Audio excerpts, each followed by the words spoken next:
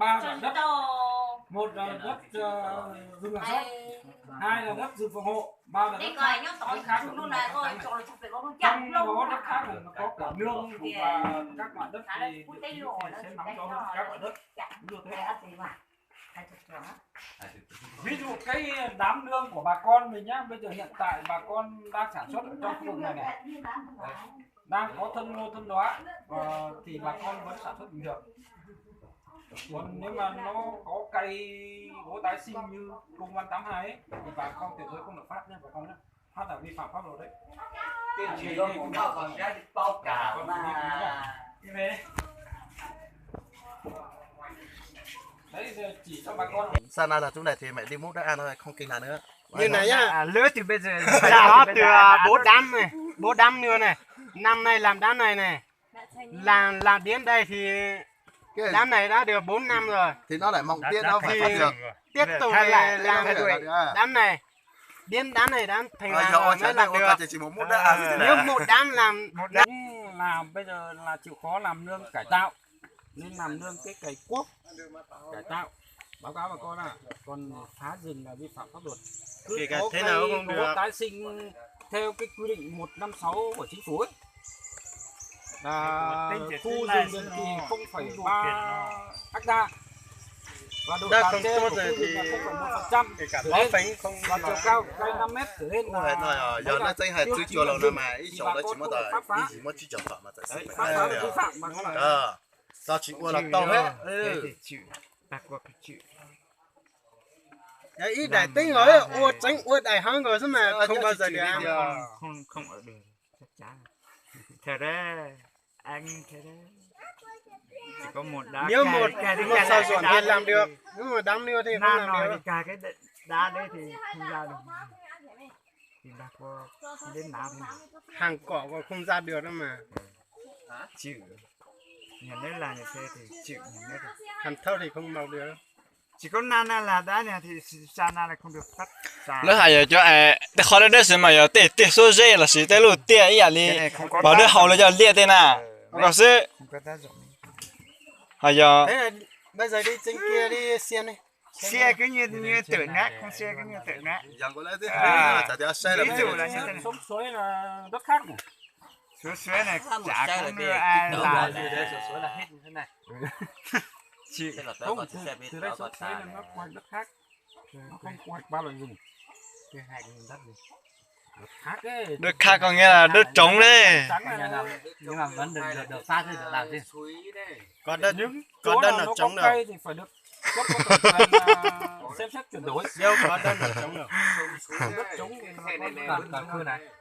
khu này nằm trong quy hoạch hết. Làm sao mình làm trong quy hoạch hết. Đây, từ đây đi. Từ đây đi được quy hoạch hết đến tận Cứ đến hết đây hồi pết là không khai hoang ruộng, bảo rồi cái ruộng bà con vẫn làm, vẫn khai hoang thì vẫn làm bình thường. Mà nương hiện tại là đang nằm trong khu vực này. Thì ví dụ kiểu như là cái của em chưa được khai thì là như thế nào? Thì Như là năm vẫn nay, sản xuất bình thường. năm nay cây to rồi nhưng năm nay họ phát rồi thì sao? Năm nay có đi tù không? Không tính đến nữa. Sao là nhá, bà con nhá. Trước kia là chưa có bản đồ này nhá. Bây giờ có bản đồ này bà con phát là vi phạm pháp luật cứ thế thôi. Thì không. Trước kia là chưa có cái bản đồ này. Có bản đồ nữa mà như cũ của mình làm từ mấy năm này. Đây là năm nay bây giờ mới đi công bố cho bà con biết. đây là ngày 12 tháng 12 2018 này. mình không biết chứ Đấy bây giờ bà con có điên trên đồng vườn một tí nữa không? Đi theo đồng vườn kết kìa. Trên đây thì xa quá nhưng mà lên trên đồi là sông chỉ thôi chú ạ. mày có hai bên mà mày có hai bên thì Chỗ khu này cũng biết rồi, đi trên kia. Khu này là nằm quy hoạch hết. Khu đằng sau mình là nằm quy hoạch. Thế thì anh tổ không được phát không được đào ruộng rồi nhá. thế thì chả có cái gì rồi hết xài rồi Thế này thì đi làm chơi thôi. Cá nhân thôi.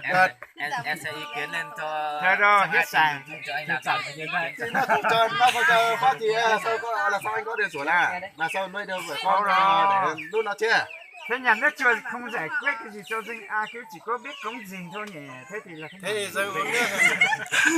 thật đó nhỉ tở nhỉ cấm rừng là cấm cho bà con. Cấm cho bà con nhưng mà cũng chỉ cấm cho bà phải con. có sự trong bản đó. Quyền lợi của nó chứ. Chứ nó còn không hỏi ý kiến vào trong bản nó cố tên thì Có lên thế A thì không được. đúng việc gì không có A thì ai không có lái bổng mà không ra cho được gì thì là phải có rừng sử dụng cho dân mà có rừng trong nơi cho dân phát làm gì. phải có một tí A chứ có một tí chạm sâu chứ để chết xa sâu thì A cái gì thế chịu rồi.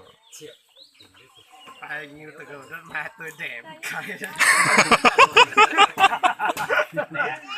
tôi đẹp lấy Chịu rồi.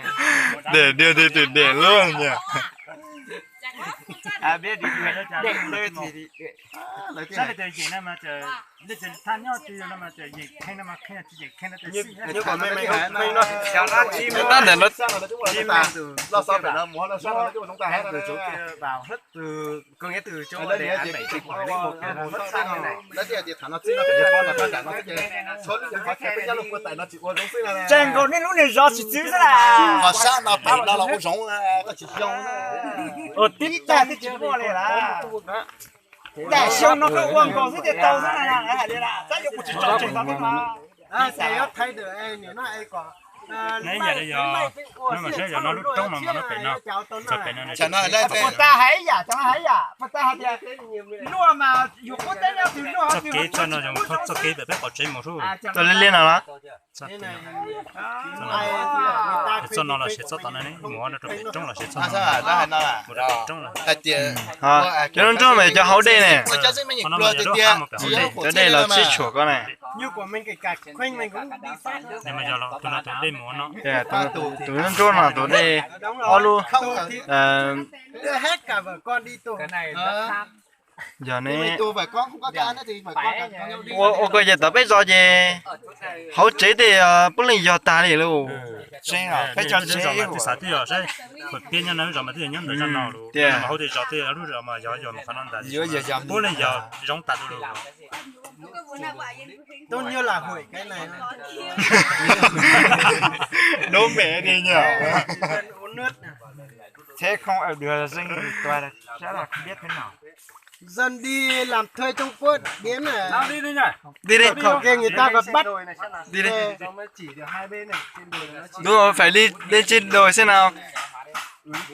Nó ấy từ chỗ nào đi thì mình còn biết. của ai với ai vào rừng thì giải quyết thế nào ấy đi xem Đi đi. nó sẽ để cho xem mình chính à tao lên không phải là ăn cỏ mà ăn cơm không có đá nó là A thì chịu đoe Không cuộc họp cũng đến đây thôi, bà con không đi thì chúng tôi chịu.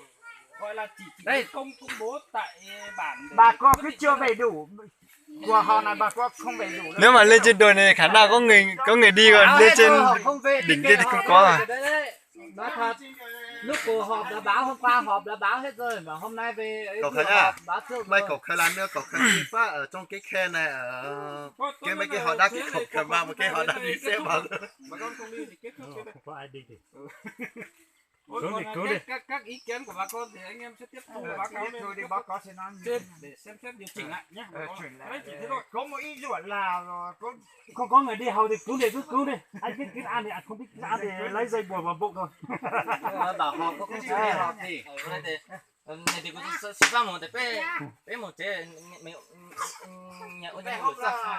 Mày cho cái ý kiến kiểu tôi mua ít tôi khởi cho tôi là cho phong đi cái kiến tôi là cho phong là hãy chặt tôi tập bé thế không ta có chuyển đầu bé này chỉ là thế anh dân tại mua nó luôn đấy nó hại ôn nó mà một chiếc tàu đó là cái tôi của nhà thầu cứ tháng 2 chừng là cái của mồng lù cái của ấy nhà mày của tôi thời hai mày của tôi tàu hủ sai cái gì nó cứ mồng lù cho có thời tao cái thằng xuất lại cái mà thầu xưa thì thiết tao mình chỉ biết của nó và chỉ dùng nó chỉ cái mà cái họ vật chơi trong mình mà cụ tàu thế là giờ tạt nó mới chết cái gì quan là cái mà giờ đây mình ở trong đâu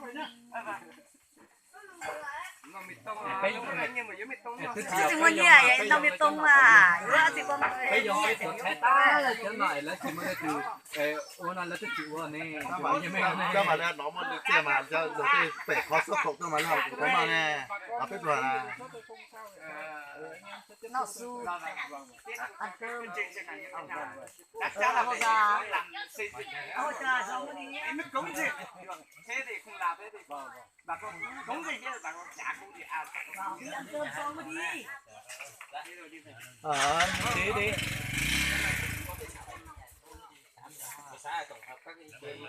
Là đường sơn để chiều đi cho nó đấy. Sáng nay xuống thì xuống được, bây giờ lên mà không phải xuống nữa đâu.